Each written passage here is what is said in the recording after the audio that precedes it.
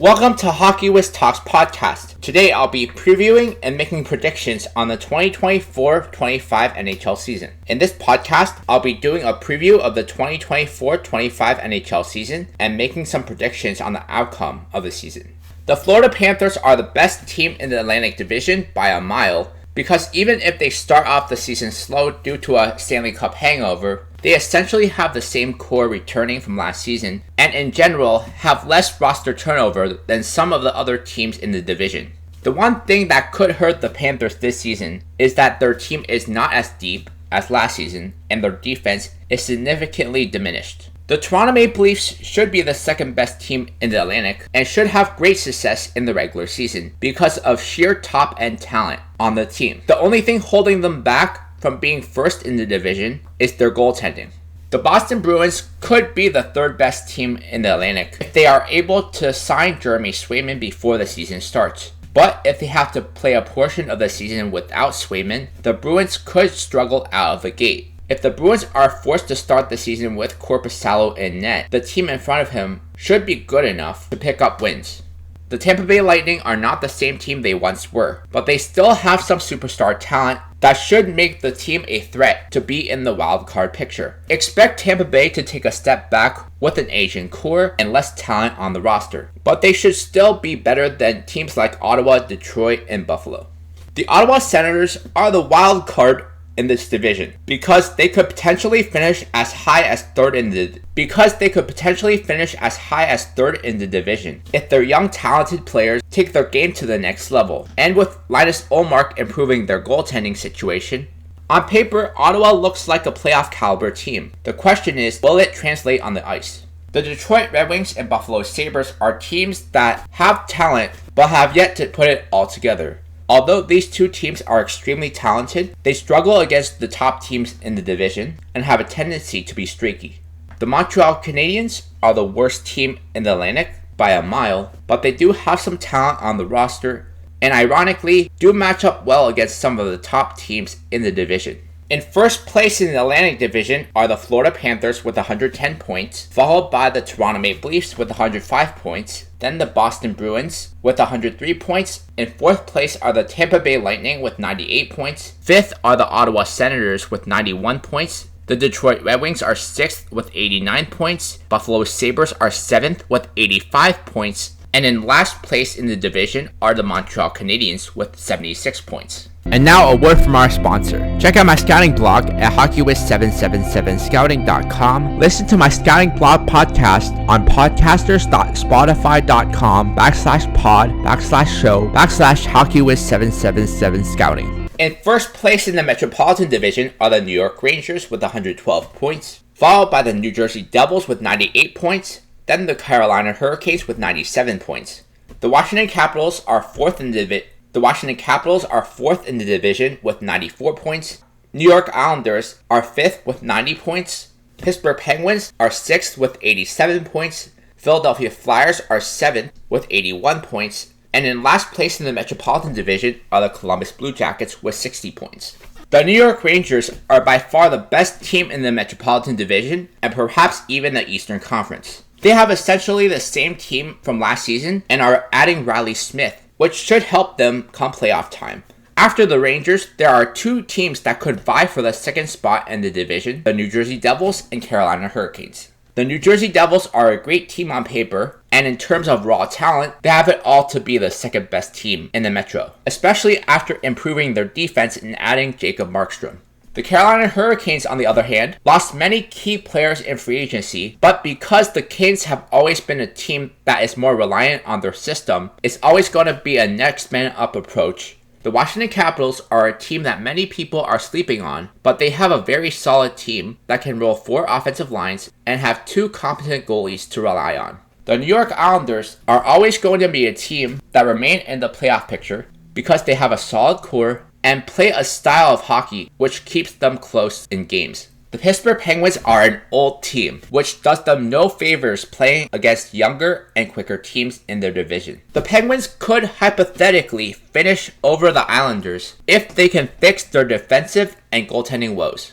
Philadelphia Flyers may be a young team, but they have many bright spots and are adding the ultra-talented Matvei Michkov to the team. This makes them a team that could really shock fans in the Metropolitan Division. The Columbus Blue Jackets are by far the worst team in the Metro and might be one of the worst teams overall in the league. It will be a long season for them. Check out my hockey blog at hockeywiztalkshockey.blogspot.com. Follow me on Facebook and Instagram at hockeywiz777. In first place in the Central Division are the Dallas Stars with 114 points, followed by the Colorado Avalanche with 110 points. The Winnipeg Jets are third with 105 points. The Nashville Predators are fourth with 103 points. St. Louis Blues are fifth with 94 points. Utah Hockey Club are 6th with 90 points. Minnesota Wild are 7th with 86 points. And dead last in the division are the Chicago Blackhawks with 75 points. The Dallas Stars are clearly the best overall team in the Central because they have the least weaknesses on the team, and even with the loss of Joe Pavelski, they have a good mix of veterans and younger players, along with a stud goaltender in Jake Ottinger, making them a contender for the top seed in the Western Conference again. The Colorado Avalanche should be the second best team in the division, but they will need to rely heavily on top stars to carry them as they don't have much scoring depth and still have questionable goaltending. The Winnipeg Jets basically have the same team as last season and still have last season's Vezina Trophy winner in Connor Hellebuyck in net. They should have no issue being a top 3 team in the division, barring injuries to core players.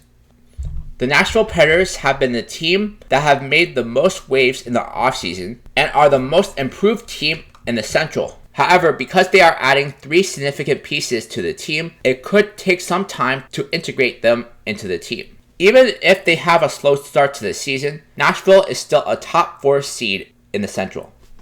The St. Louis Blues are a team that is in no man's land. They have a pretty solid team, yet they aren't likely going to make the playoffs because they are too inconsistent and they struggle to compete with the top teams in the division. The Utah Hockey Club improved their defense with the additions of Mikhail Sergachev and John Marino. Add on the fact that they have many up-and-coming studs in the lineup, it makes them a threat in the Western Conference. The Minnesota Wild have Kirill Kaprizov and some solid up-and-coming young players on the team, but this team is far from being a contender, as they have too many holes on the team to be a playoff team. The Chicago Blackhawks are a much improved team from last season, but they are still the worst team in the Central because of their lack of scoring depth and inconsistent goaltending. In first place in the Pacific Division are the Edmonton Oilers with 116 points, followed by the Vancouver Canucks in second with 104 points, the Seattle Kraken in third with 99 points, the Vegas Golden Knights in fourth with 95 points, the Los Angeles Kings are in fifth with 83 points, the Calgary Flames are sixth with 81 points. Then there is a severe drop-off to 7th with the Anaheim Ducks with 62 points, and the San Jose Sharks are dead last with 59 points. The Edmonton Oilers could be the clear favorite to win the President's Trophy with how weak the Pacific Division is, and they basically have the same team from last season and are adding forwards like Victor Arvidsson and Jeff Skinner. The Oilers' weakness has always been their defense and goaltending, but because the Oilers have an all-time great offense, it doesn't really matter in the regular season. The Vancouver Canucks are the second best team in the division, even if they are starting the season without Thatcher Demko. Arthur Civils proved that he's capable of being a starting goalie in the NHL, with a good team in front of him. Vancouver could compete with the Oilers for first, but I expect the Oilers to have a better start than they did last season, while the Canucks could struggle initially.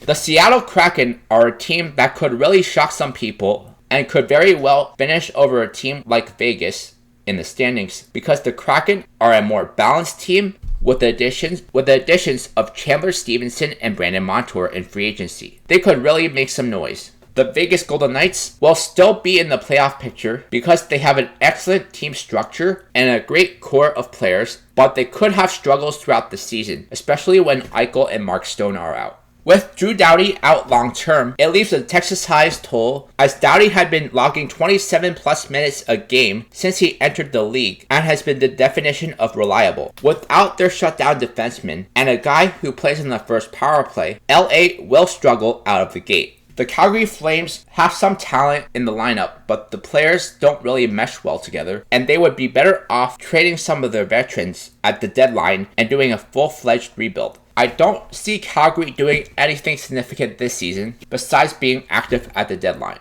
The Anaheim Ducks are in general a very young team with a couple veterans sprinkled in to help mentor their young players. But it should be yet again another rebuilding year for Anaheim as they look to develop their young players properly and make strides to being a playoff team in a year or so. The San Jose Sharks will still be the worst team in the league even after adding Macklin Celebrini, Will Smith, Tyler Toffoli, and Yaroslav Askarov. While their young players may show flashes of stardom, they will have ups and downs. Listen to Hockey Wiz Talks podcast on Podbean and Spotify. Check out my travel channel at youtube.com/HockeyWizTravels. Awards predictions. President's Trophy, Edmonton Oilers. Hart Trophy, Connor McDavid. Art Ross, Connor McDavid. Rocket Richard, Austin Matthews. Ted Lindsay, Connor McDavid. Bazina, Connor Hellebuyck. Norris, Roman Josi. Selke, Alexander Barkov. Calder, Matvei Michkov. Jack Adams, Rod Brindamore. GM, Barry Trotz. In my next podcast, I'll be talking about NHL storylines for the 24-25 season.